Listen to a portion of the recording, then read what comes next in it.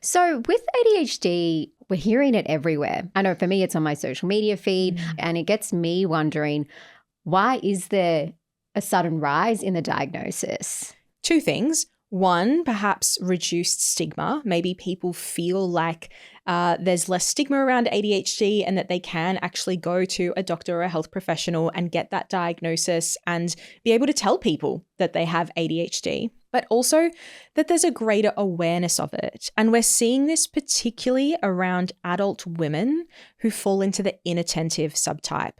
So these were typically the kids who went undiagnosed at school because they weren't disruptive. It's the kid who sits at the back of the classroom daydreaming, not causing any problem, not being disruptive, not being loud and noisy, like the hyperactive kids might be.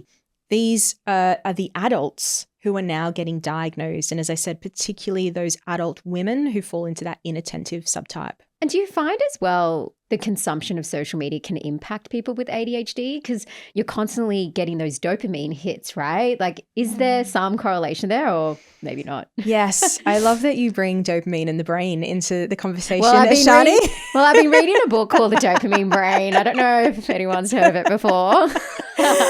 So you're spot on here about dopamine. So when we actually look at what's happening in the brain for someone with ADHD, as I said, it's related to that prefrontal cortex part of the brain. And there are a few kind of theories that are still being debated in the literature.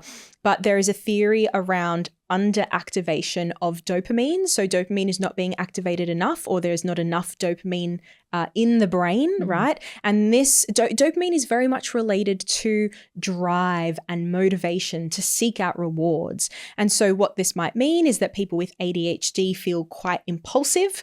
They find it hard to sort of find the motivation to do things that might be challenging at time because of, not of a lack of willingness, but because of the way in which their brain is operating and dopamine is being activated. The other theory is that dopamine is activated similarly in the brain to people without ADHD, but it is removed quicker. So it doesn't sort of kind of hang around as long in the brain. And what I see a lot of in the clinic, a lot of my work is in addictions specifically, but actually what we see is that a lot of the people who come with some sort of addiction actually have undiagnosed ADHD. Really? Yeah. And for many years, they've been self-medicating to manage the kind of ups and downs and highs and lows that they've been feeling. And substances have been a way for them to sort of, quote unquote, feel normal in some way.